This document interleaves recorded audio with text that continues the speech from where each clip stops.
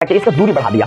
बीच की दूरी इतना था तो इसमें फोर्स ज्यादा लगेगा, इतना हो गया फोर्स कम लगेगा, इतना ज्यादा होगा फोर्स और कम लगेगा, इतना ज्यादा होगा फोर्स और कम लगेगा। यानी कि जितना ज्यादा दूरी होगी उतना कम फोर्स लगता है हमारा कूलाम के नियम में, और जितना ज्यादा आवेश होगा उतना ही ज्यादा इसमें क्या होता है फोर्स लगता है, और जितना ही दूरी होगा उतना कम फोर्स लगता है। इसका कहने का मतलब अगर मैं आपको भोदा लड़का के साथ बोलूंगा कि इसके साथ तुम दोस्ती कर लो, क्या कर लो, ईच अदर वाली होता है ना, वो दोस्ती कर लो, तो तुम कैसे बन जाओगे?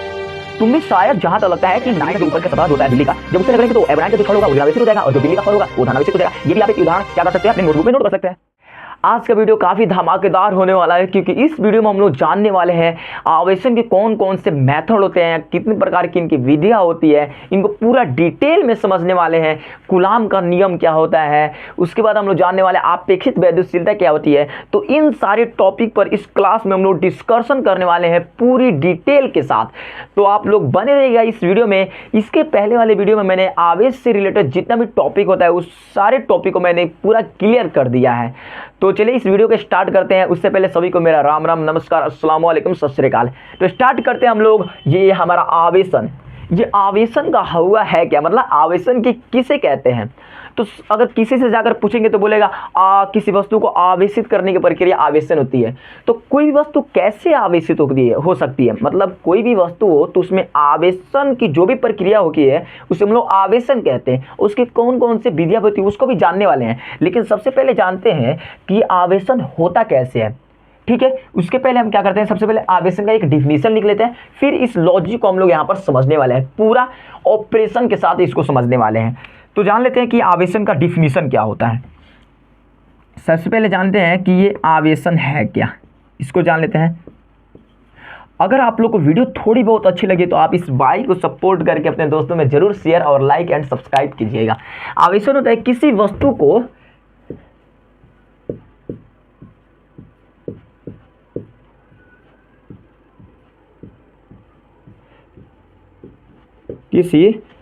को आवेशित करने की प्रक्रिया।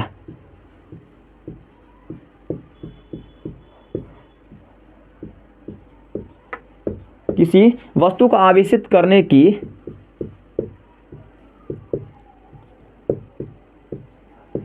प्रक्रिया आवेशन, किसी वस्तु को आवेशित करने की प्रक्रिया को आवेशन कहते हैं। डन, इतना तो सिंपल डिफिनीशन है। क्या कहते हैं दोस्तों, आवेशन कहते हैं। तो ये रहा हमारा आवेशन का एक मतलब, कोई वस्तु हो अगर आप उसमें आवेशित कर दे रहे हैं किसी भी विधि से, किसी भी मेथड से, किसी भी तरीका से, तो उससे हम लोग आवेशन कहते हैं। लेकिन आवेशन के कारण क्या है, आवेशन के कारण क्या है, सबसे बड़ा हमारा टॉपिक है कि ये आवेशन का कारण क्या है, क्या लॉजिक है इसमें आवेशन के कारण। अगर आप लोग धैर्य बना के रखिएगा तो शायद आपका हर एक टॉपिक क्लियर होगा, मैं ये पूरी उम्मीद के साथ कहता हूँ। आवेशन के कारण क्या है लॉजिक। अगर मैं थोड़ा देर के लिए बात करूं कि आवेशन की जो प्रक्रिया होती है वो इलेक्ट्रॉन की अधिकता एन कमी के कारण होती है। ये कैसे हो गया, इतना बड़ा बात मैंने ऐसे ही क्यों बोल दिया। अगर मैं बोल दूं आवेशन के जो कारण होते हैं, जो इलेक्ट्रॉन के अधिकता एवं कमी के कारण,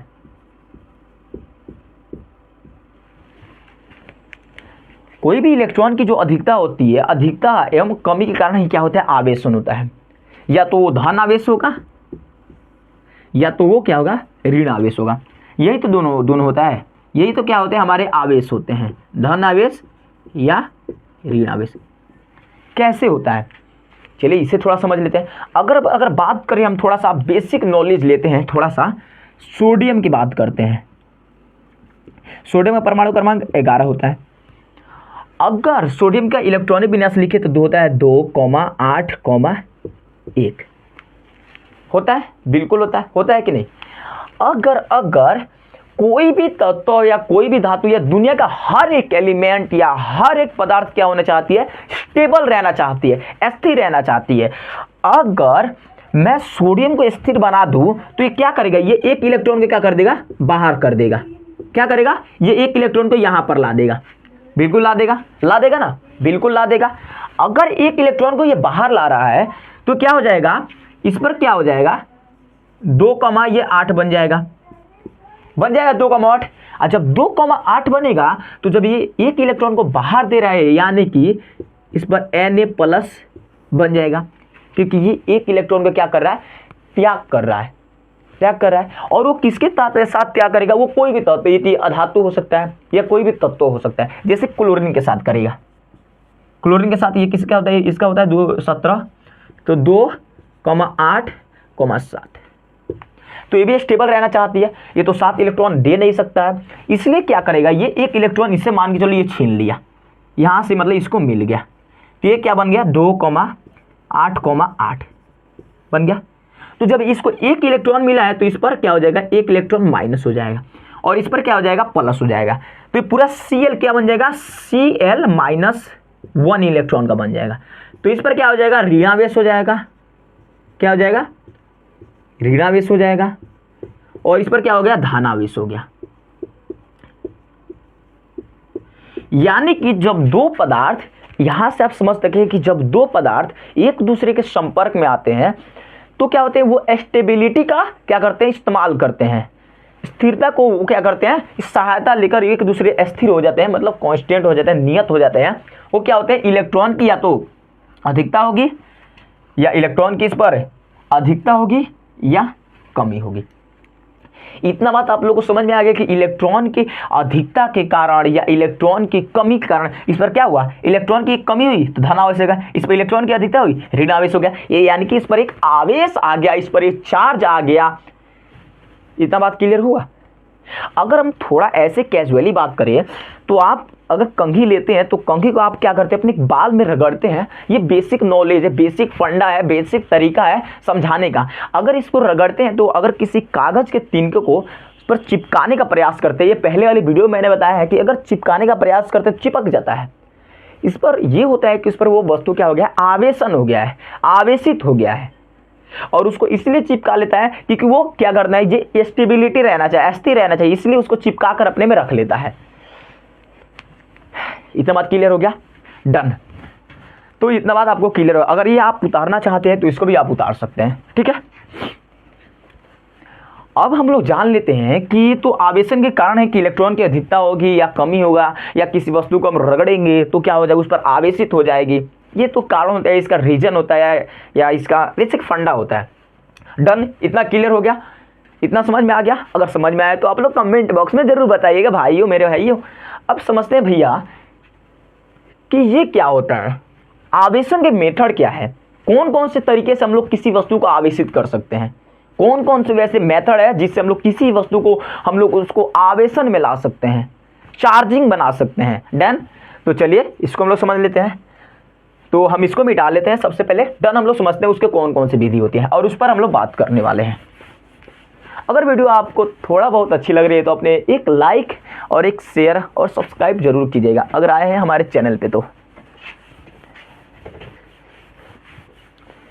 दोस्तों हम लोग समझ लेते हैं कि ये आवेशन के कौन कौन से मेथड होते हैं, कौन कौन से ऐसी इसकी विधियां होती है। तो आवेशन की मेथड की बात करते हैं तो सबसे पहले हम लोग इसे लिख लेते हैं, आवेशन की विधियां। तो आवेशन की 3 विधियां होती है। क्या होती है दोस्तों, 3 विधियां होती है, मतलब 3 तरीके होते हैं, ज्यादा दिमाग पर एफर्ट नहीं डालना है। 3 विधियां होती है। क्या होती है, आवेशन करने के 3, मतलब कोई भी खाना बनाने के बहुत सारे तरीके होते हैं। कभी हम लोग चूल्हा पर बनाते हैं, कभी क्या होता है लकड़ी झोंक कर बनाते हैं, बहुत सारे ऐसे तरीके होते हैं। डन, उसी प्रकार हमारा क्या होता है, आवेशन करने की विधियां होती है, आवेशन करने के तरीके होते हैं। हर किसी को पढ़ने का तरीका अलग होता है, कोई छत पे बैठ के पढ़ता है, कोई घर में बैठ के पढ़ता है, कोई दिन में पढ़ता है, तो डन कोई रात में पढ़ता है। उसी तरह आवेशन करने की 3 विधियां होती है। पहला उसमें हमारा विधि है घर्षण द्वारा। क्या होता है, घर्षण द्वारा विधि, घर्षण द्वारा आवेशन। क्या होता है, घर्षण द्वारा आवेशन। दूसरा हमारा होता है चालन द्वारा आवेशन। क्या होता है हमारा, चालन द्वारा आवेशन।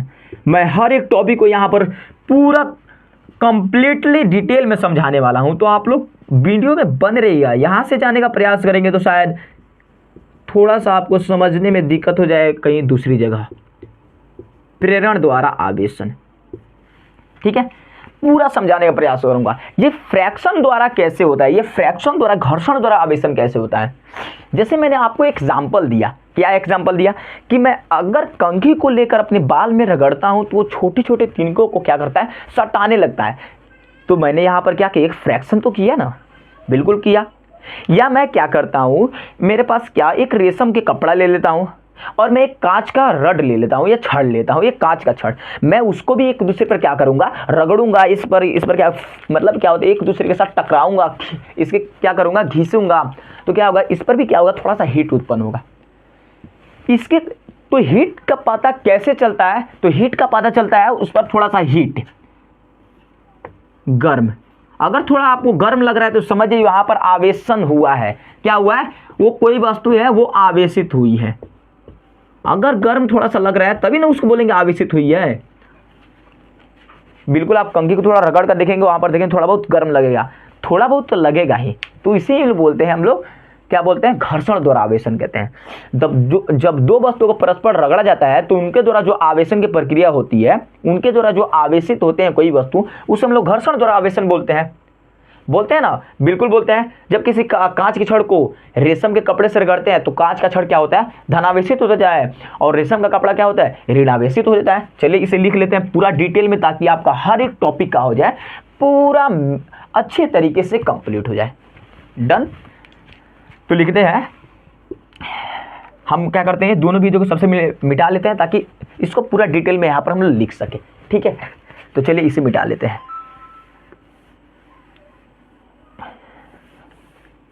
लिखते हैं, जब दो वस्तुओं को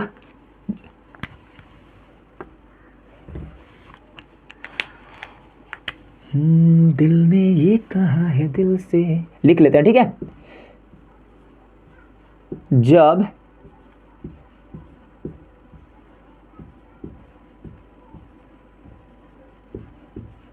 दो वस्तुओं को परस्पर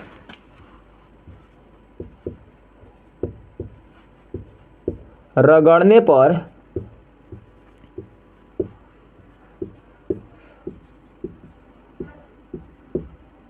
उनके द्वारा, जब दो वस्तु को परस्पर रगड़ने पर उनके द्वारा आवेशित होने की प्रक्रिया, उनके द्वारा आवेशित होने की प्रक्रिया, आवेशित होने की प्रक्रिया क्या होती है, घर्षण द्वारा आवेशन कहलाता है। घर्षण द्वारा आवेशन कहलाता है। क्या होता है, घर्षण द्वारा आवेशन कहलाता है। ठीक है, इतना वीडियो आपको समझ गया। अब हम लोग इसका एक उदाहरण भी जान लेते हैं। ठीक है, अब इसका हम लोग उदाहरण भी जान लेते हैं। जैसे उदाहरण में, एग्जाम्पल में क्या होता है, उदाहरण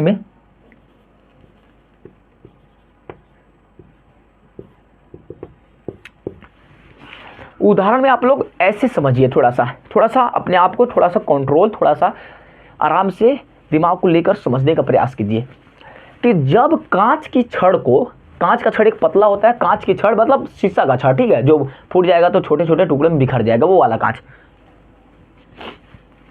जब कांच की छड़ को रेशम का कपड़े पर रगड़ा जाता है तो कांच का छड़ क्या होता है, धनावेशित हो जाता है, और जो रेशम का कपड़ा होता है वो ऋणावेशित हो जाता है। उसको एक दूसरे से रगड़ेंगे, इसे लिख लेते हैं उदाहरण में। जब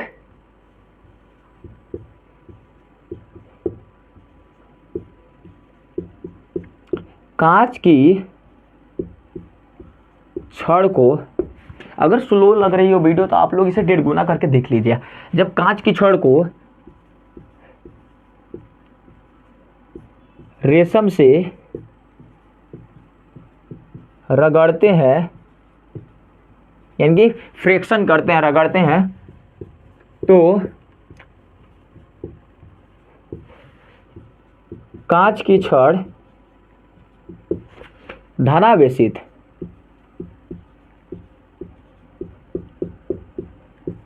एवं रेशम का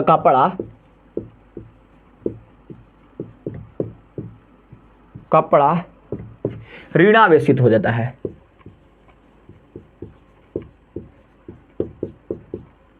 ऋणावेशित हो जाता है।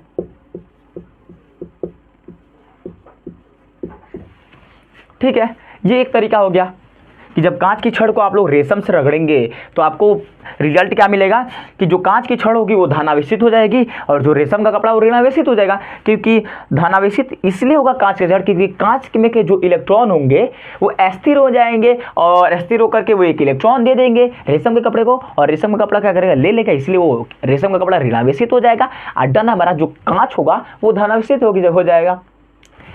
इसी प्रकार एक होता है एबोनाइट के छड़ को जब बिल्ली के फर से रगड़ते हैं, यानी बिल्ली का जो ऊपर का सतह जो होता है बिल्ली का, जब उससे रगड़ेंगे तो एबोनाइट का जो छड़ होगा वो ऋणावेशित हो जाएगा और जो बिल्ली का फर होगा वो धनावेशित हो जाएगा। ये भी आप एक उदाहरण क्या कर सकते हैं, अपने नोटबुक में नोट कर सकते हैं। तो ये रहे हमारे घर्षण द्वारा आवेशन क्या होता है। पूरा मैंने डिटेल में समझाया ताकि आपका हर एक कॉन्सेप्ट क्लियर हो। आपको थोड़ा बहुत दिक्कत लग रहा हो तो आप कमेंट बॉक्स में बताइए कि मैंने कहाँ पे थोड़ा बहुत गलती किया है, मैं उसको सुधारने का प्रयास करूंगा। डन। अब हम लोग समझते हैं कि चालन द्वारा आवेशन क्या होता है। ठीक है, तो हम क्या करते हैं, सबसे पहले इसे मिटा लेते हैं, फिर समझते हैं कि चालन द्वारा आवेशन क्या होता है। पूरे स्लाइड को यहां पर हम लोग साफ करने वाले हैं।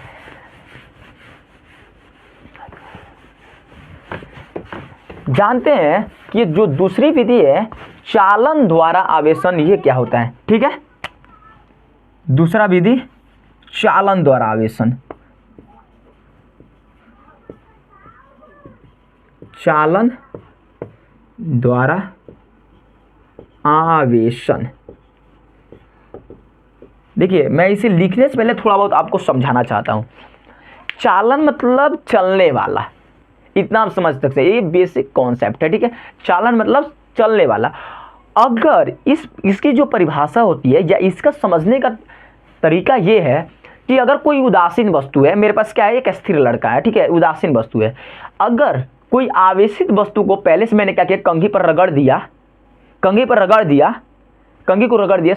को यहाँ पर बालों में रगड़ दिया। जब इसको किसी भी आवेशित वस्तु को, पदार्थ को जब एक अनावेशित वस्तु के संपर्क में लाएंगे, जब उसको स्पर्श करेंगे ना, तो दोनों पर क्या हो जाएगा, समान परिमाण का क्या हो जाएगा, आवेश उत्पन्न हो जाएगा। अब ये कैसे, मान लो इस पर क्या है, 4 धन आवेश है या 4 मान के चलो ऋण आवेश है, तो ये इसके संपर्क में आएगा तो दोनों बैलेंस हो जाएगा, यानी कि 2 इसको दे देगा और 2 खुद ले लेगा, दोनों क्या हो जाएगा, स्टेबिलिटी आ जाएगी, दोनों पर समान परिमाण का क्या हो जाएगा, आवेश उत्पन्न हो जाएगा। जितना इस पर आवेश रहेगा उतना ही इस कलम पे, रेड वाले पर जितना आवेश रहेगा उतना ही ब्लैक वाले पर रहेगा। इतना तो आप लोग मोटा मोटी समझते हैं कि एक अनावेशित वस्तु, यानी कि इस पर कोई आवेश नहीं है, उदासीन वस्तु है। उदासीन मतलब क्या होता है, इसमें कुछ आवेश नहीं है। अभी ऐसे ही सिंपल है, लेकिन ये कोई आवेशन, मैंने क्या किया, इसको कहीं से रगड़ करके या कहीं से कोई मतलब कुछ इस पर प्रोसेस कर करके, ऑपरेशन करके मैंने इसको आवेश कर दिया, आवेशित कर दिया। जब इसको मैं इसमें स्पर्श करूंगा तो दोनों पर समान परिमाण का आवेश उत्पन्न हो जाएगा। इसे हम लोग बोलते हैं चालन द्वारा आवेशन। चलिए इस डिफिनेशन को हम लोग लिख देते हैं, तो लिखेंगे जब किसी आवेशित चालक को किसी अनावेशित चालक के संपर्क में लाते हैं, जब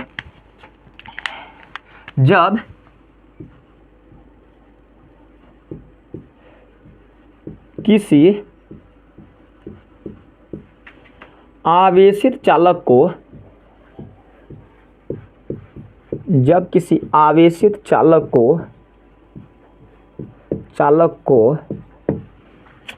किसी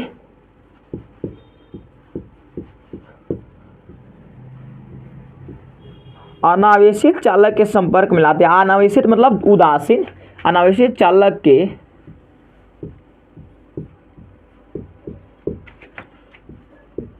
के संपर्क में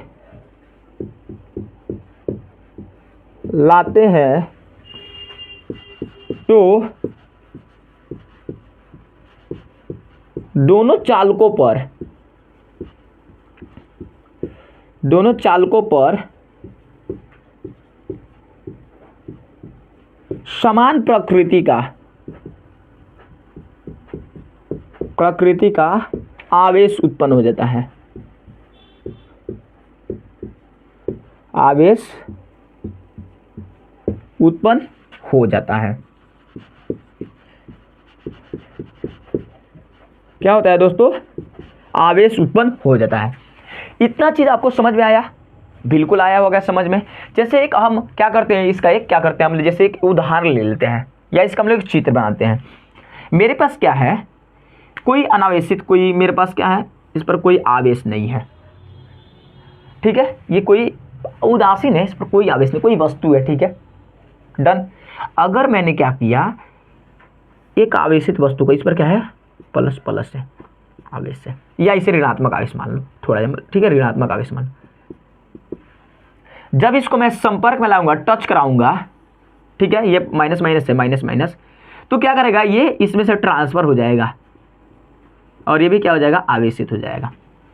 और ये क्या हो जाएंगे, अलग अलग बैठ जाएंगे, इस पर माइनस माइनस और इस पर माइनस माइनस, दोनों पर समान प्रकृति के आवेश आ जाएंगे। तो इसे बोलते हैं हम लोग चालन द्वारा आवेशन। डन, इतना क्लियर हो गया। यहां से क्या कर रहा है, चालन कर रहा है, तो इसे हम लोग बोलते हैं चालन द्वारा आवेशन। समान प्रकृति का, समान प्रकृति मतलब धनात्मक, ऋणात्मक, ऋणात्मक आवेश। अगर धनात्मक करेंगे तो मान के चलो यहाँ धनात्मक है, यहाँ धनात्मक है, कोई भी चीज मैं छोड़ने वाला नहीं हूं, ठीक है। और इस पर जब टच करेगा, इसको क्या करना है, स्पर्श करना, ये स्पर्श कर रहा है, ठीक है, ये स्पर्श करेगा, ठीक है ना, तो इस पर आ जाएगा और अलग अलग हो जाएगा, प्लस प्लस प्लस प्लस, समान प्रकृति का आवेश आ गया, समान प्रकृति का। इस पर समान है ऋण ऋण और इस पर क्या है, धन धन। इसे हम लोग बोलते हैं चालन द्वारा आवेशन। अब हम लोग समझ लेते हैं तीसरा मेथड, प्रेरण द्वारा आवेशन। तो इसे सबसे पहले हम लोग मिटा लेते हैं, लिखते हैं तीसरा नंबर, प्रेरण द्वारा आवेशन।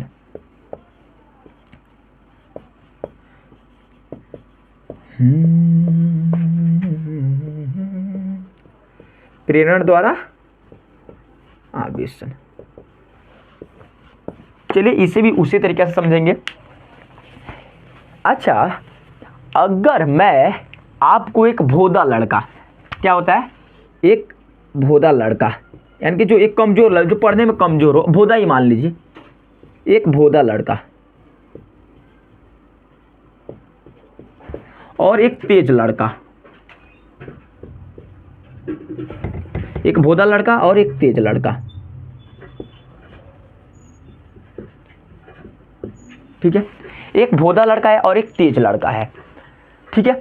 अगर मैं आपको भोदा लड़का के साथ बोलूंगा कि इसके साथ तुम दोस्ती कर लो, क्या कर लो, ईच अदर वाली होता है ना, वो दोस्ती कर लो, तो तुम कैसे बन जाओगे? तुम भी शायद, जहां तक लगता है कि 90% चांस होता है कि तुम भी इसके जैसा थोड़ा बहुत तुम में भी क्या हो जाएगा, गुण आ जाएगा। लेकिन अगर मैं तुमको बोल दूं कि इस लड़के के साथ दोस्ती कर लो, तेज लड़का के साथ, जो पढ़ने में क्या है, तेज है, तो तुम्हें 90% ऐसा कह सकते हैं कि तुम भी क्या हो जाएगी, इसके जैसा तुम्हारा कुछ ना कुछ तुम में गुण आ जाएगा। यानी कि तुम इससे प्रेरणा ले लोगे, तुम इससे प्रेरित हो जाओगे, ठीक है, तुम इससे मोटिवेट हो जाओगे।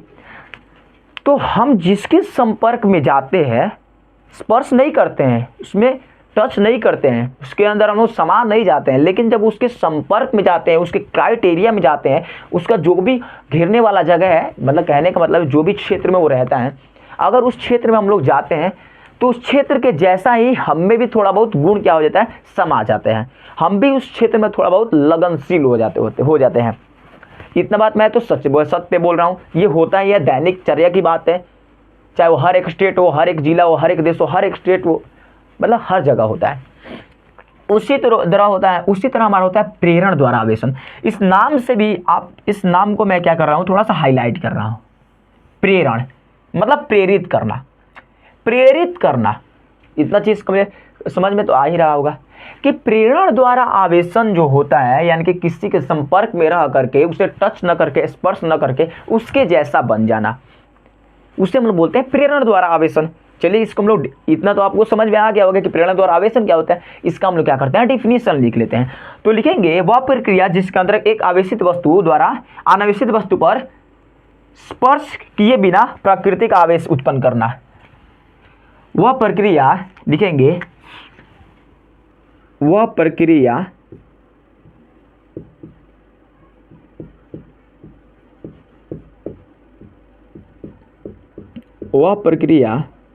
जिसके अंतर्गत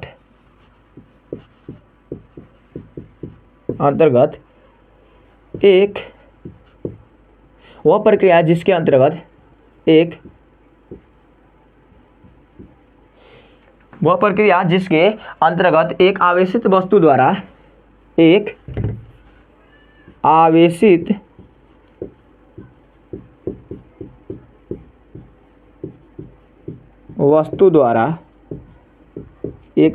वस्तु द्वारा अनावेशित वस्तु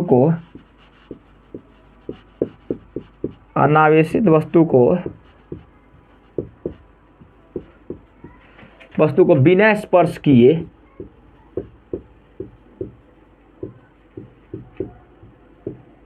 किए उसे आवेशित करने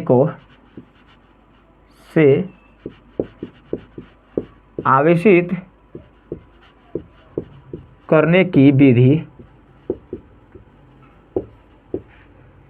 प्रेरण द्वारा आवेशन कहलाता है। प्रेरण द्वारा आवेशन कहलाता है।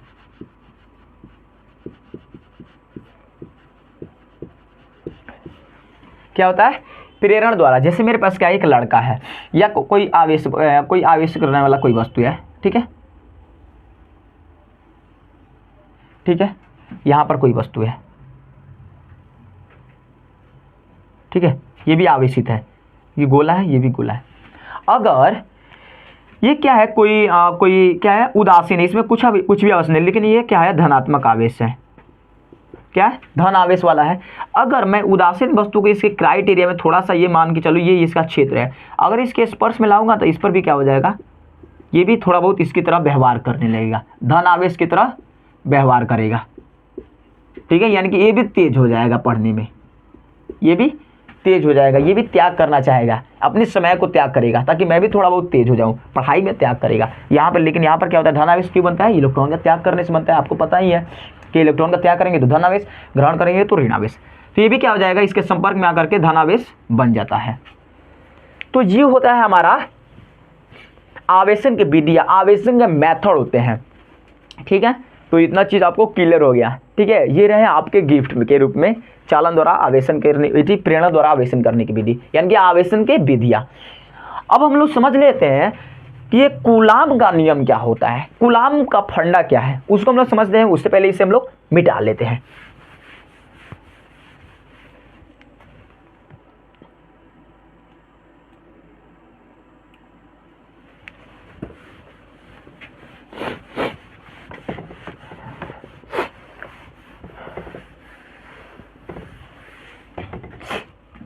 अब हेडिंग डालते हैं हम लोग कूलाम का नियम, हेडिंग डालते हैं कि ये कूलाम का नियम क्या है। ये सब विद्युत आवेश तथा क्षेत्र के क्या है, टॉपिक्स हैं जो आपके एग्जाम से रिलेटेड है और एग्जाम के लिए काफी मोस्ट इंपॉर्टेंट होता है हमारा ये टॉपिक, कूलाम का नियम। कूलाम का नियम, इसे शायद हम लोग कूलॉम्स लॉ बोलते हैं, ठीक है, कूलॉम्स लॉ। ये कूलॉम्स लॉ होता क्या है, ठीक है, इसे हम लोग थोड़ा सा समझ लेते हैं। देखिए कूलॉम्ब लॉ होता है, ये ज़्यादातर ये परमाणु के बीच और नाभिक के बीच में भी एक बल लगता है। ये मान के हमारा नाभिक है और नाभिक और उसकी जो कक्षा है, जितने भी कक्षा है उसके बीच जो भी बल लगता है वो कूलाम बल ही लगता है, ठीक है। ये कूलाम फोर्स ही होता है एक तरह से बोला जाए तो। ये क्या होता है, अस्थिर बिंदु जो भी होते हैं अस्थिर आवेश के बीच ही ये काम करता है, अस्थिर आवेशों के बीच ही काम करता है।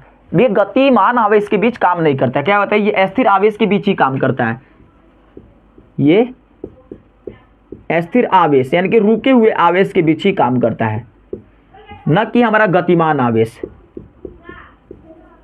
गतिमान आवेश ये गतिमान के आवेश के बीच काम नहीं करता है।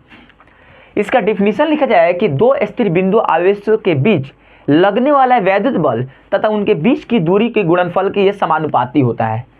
लिख लेते हैं हम लोग इसका कि इस नियम के अनुसार दो स्थिर बिंदु आवेश के बीच लगने वाला जो वैद्युत बल होता है उन आवेशों के परिमाण के गुणनफल के समानुपाती। चलिए इसके डिफिनीशन लिख देते हैं। लिखेंगे इस नियम के अनुसार, इसका नियम होता है कि इस नियम के अनुसार, जिससे एक फंडा होता है, डिफिनीशन तो हर कोई बता देता है, थोड़ा सा हम लोग ऐसे ही समझते हैं कि मेरे पास क्या है, एक लंबा सा क्या हो गया, एक मैंने बना दिया, एक तार बना दिया, एक तार टाइप का, एक चालक टाइप का, कुछ समझ सकते हैं, ठीक है। ये क्या है, Q1 है और ये क्या है, Q2 है। ये अस्थिर आवेश है, एक Q1 आवेश है, एक Q2 आवेश है। इनके बीच की दूरी क्या होती है, R होती है, R²।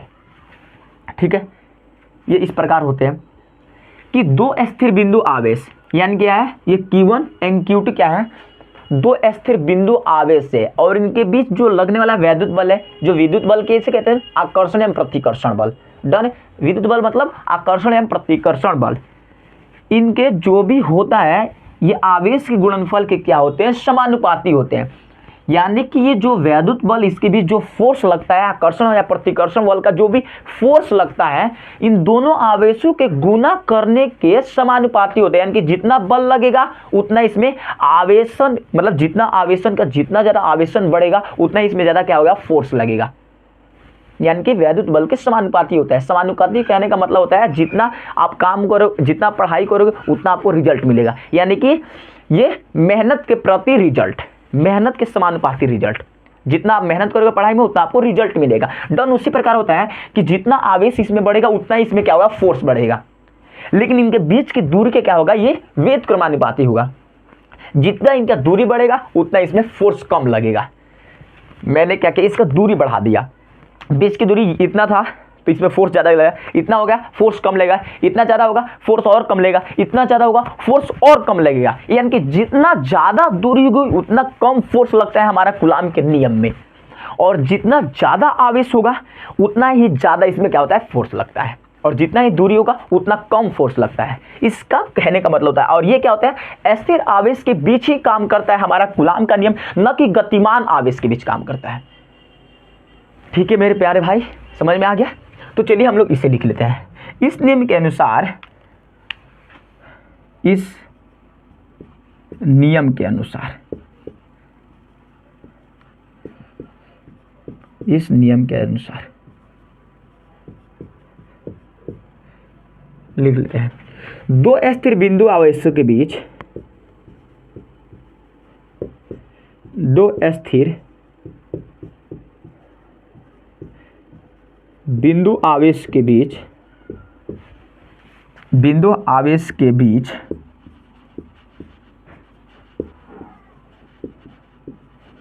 लगने वाला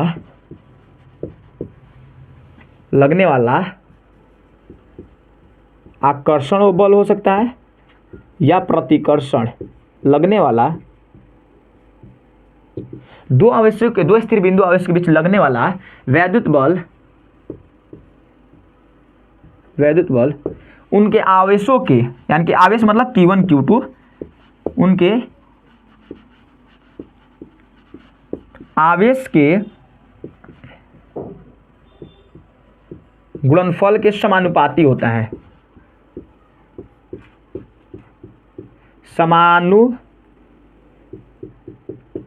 समानुपाती होता है। ये डिफिनीशन बहुत ही अच्छा है और बहुत ही छोटा है। यानी कि जैसे मेरे पास फोर्स लग रहा है जो, ये डायरेक्ट प्रोपोर्शनल होता है हमारा Q1 एंड Q2 के। इसे मान लेते हैं हम लोग समीकरण 1। डन। ये दो आवेशों के गुणनफल के समानुपाती होता है, यानी कि जितना बड़ा आवेश होगा उतना ज़्यादा बल लगेगा। बार बार रिपीट कर रहा हूं ताकि ये नियम है आपको याद हो जाए, समझ में आ जाए। उसके बाद क्या होता है, एंड दोनों बिंदुओं के बीच की दूरी के, दोनों बिंदु आवेश के बीच के दूरी के वर्ग के व्युत्क्रमानुपाती होता है। वर्ग के व्युत्क्रमानुपाती होता है। ये व्युत्क्रमानुपाती का मतलब मैंने पहले ही बताया है, व्युत्क्रमानुपाती होता है। क्या होता है? व्युत्क्रमानुपाती होता है। आपको दिखाई दे रहा होगा, क्योंकि मुझे तेज तेज भी लिखना है और व्हाइट बोर्ड है तो थोड़ा सा एडजस्ट करना पड़ेगा भाइयों। आप लोग मेरे बातों पर, मेरे शब्द पर ध्यान दीजिएगा। जो F होता है ये व्युत्क्रमानुपाती होता है 1/r²। इनके बीच मैंने क्या माना? r² माना है।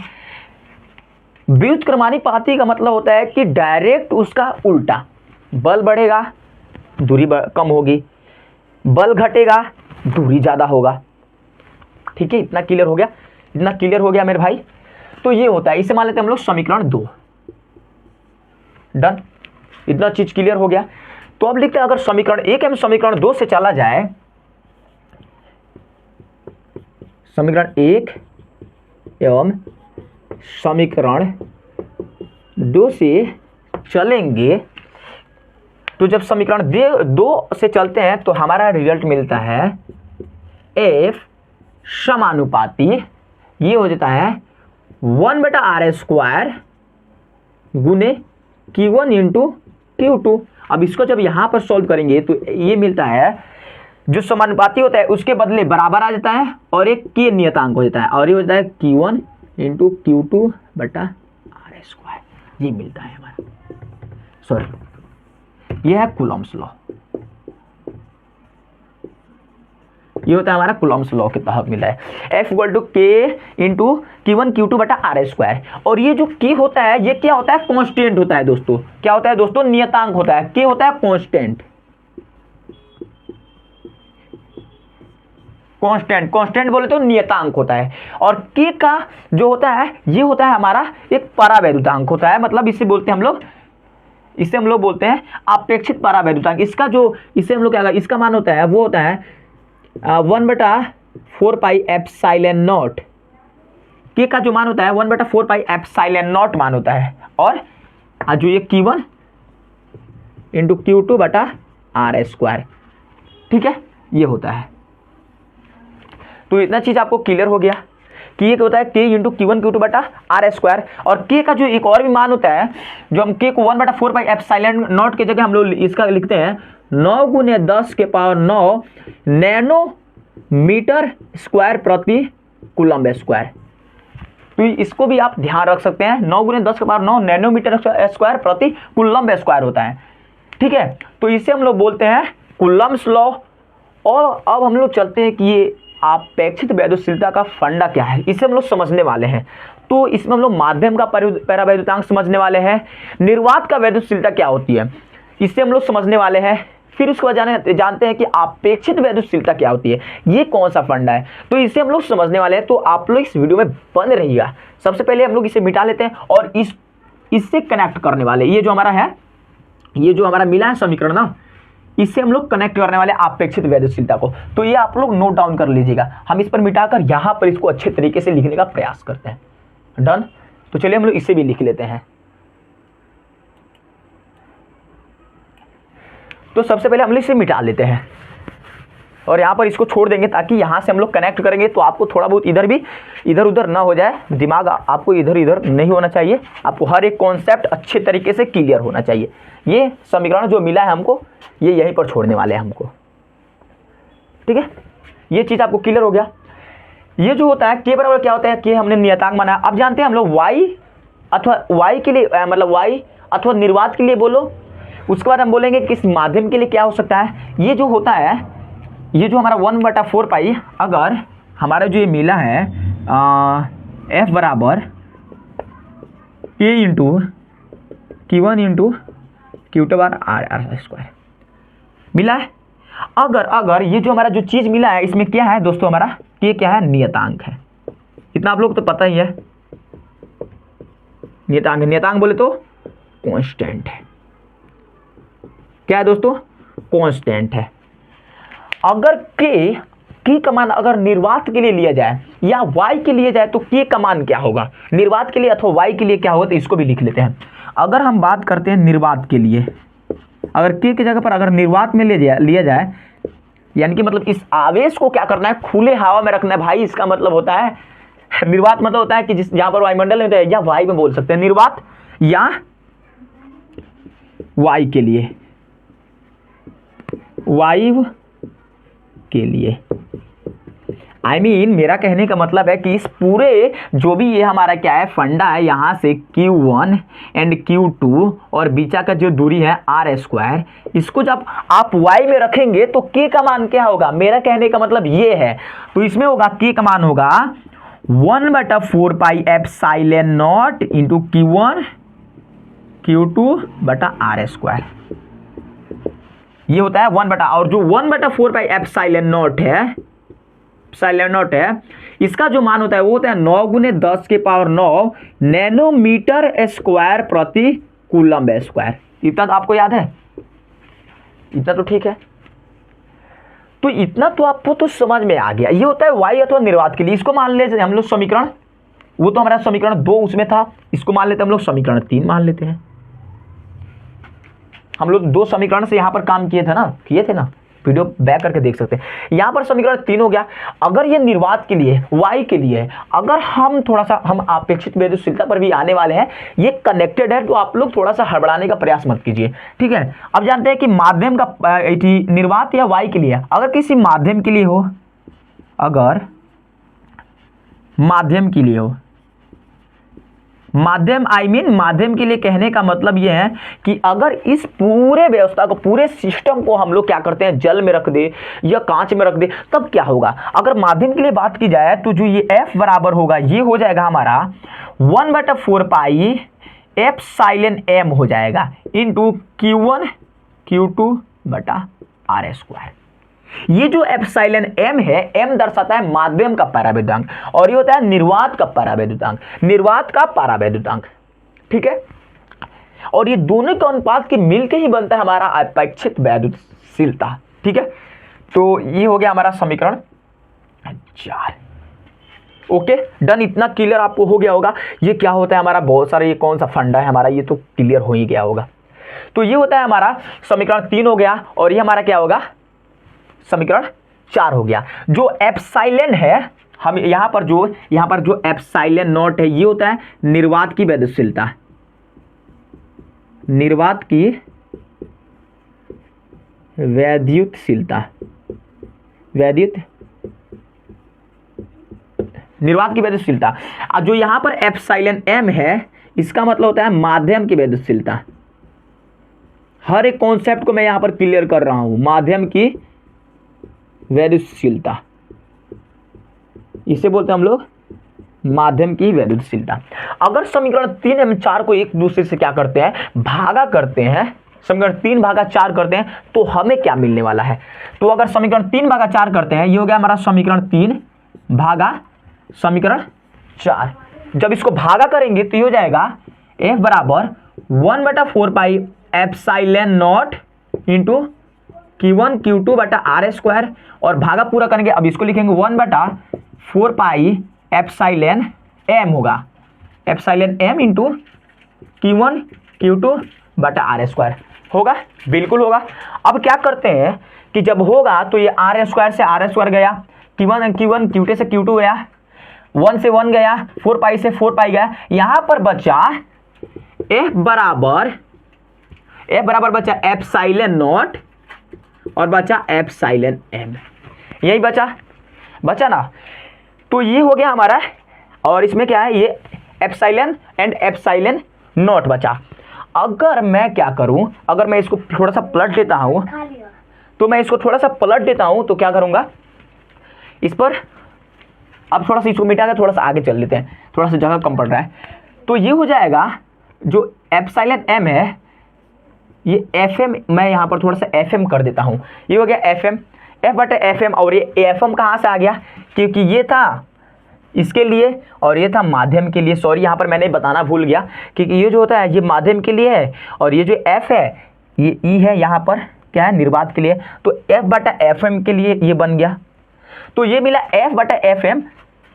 सॉरी थोड़ा सा ध्यान दीजिए, यहाँ पर थोड़ा सा दिक्कत हो रहा है ना, कोई बात नहीं है।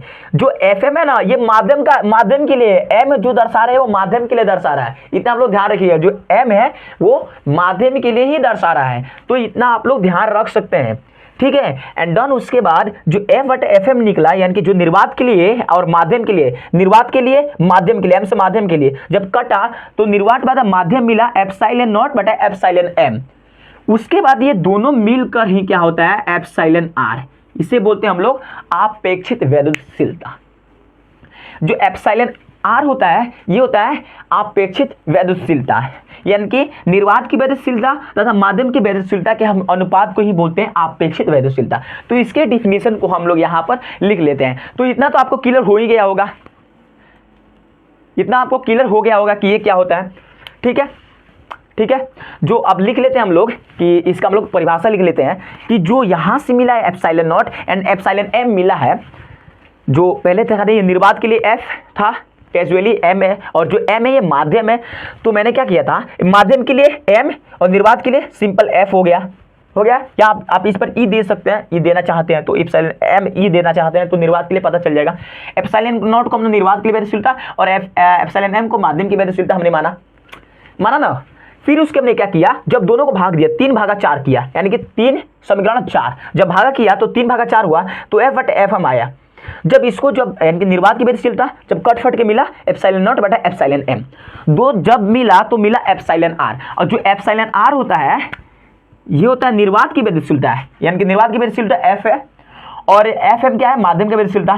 तो निर्वात की वैद्युतशीलता तथा माध्यम की वैद्युतशीलता के अनुपात को हम लोग बोलते हैं आपेक्षित वैद्युतशीलता। तो इसका हम लोग डिफिनीशन ले लेते हैं, इसे हम लोग मिटा लेते हैं। तो इतना आप लोग नोट डाउन अपने सबसे पहले कॉपी में कीजिए, ठीक है, कर लिए, या स्क्रीनशॉट ले सकते हैं आप, ले लिए। अब चलते हैं हम लोग जानते हैं आपेक्षित वैद्युतशीलता का परिभाषा लिख लेते हैं। ये दोनों से ही मिलकर बना है आपेक्षित वैद्युतशीलता। हम इसे मिटा लेते हैं और उसका हम लोग परिभाषा लिख लेते हैं। ये समीकरण छोड़ लेते हैं यहाँ पर, हाँ लिखेंगे यहाँ पर आपेक्षित वैद्युतशीलता का परिभाषा है। आपेक्षित वैद्युतशीलता, वैद्युतशीलता।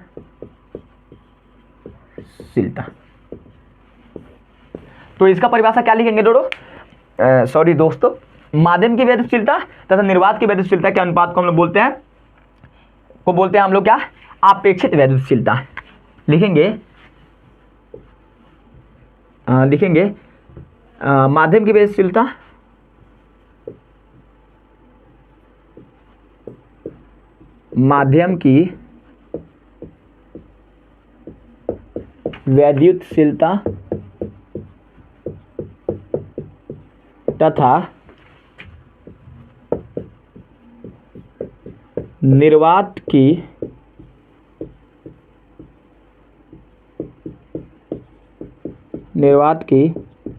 निर्वात की वैद्युतशीलता के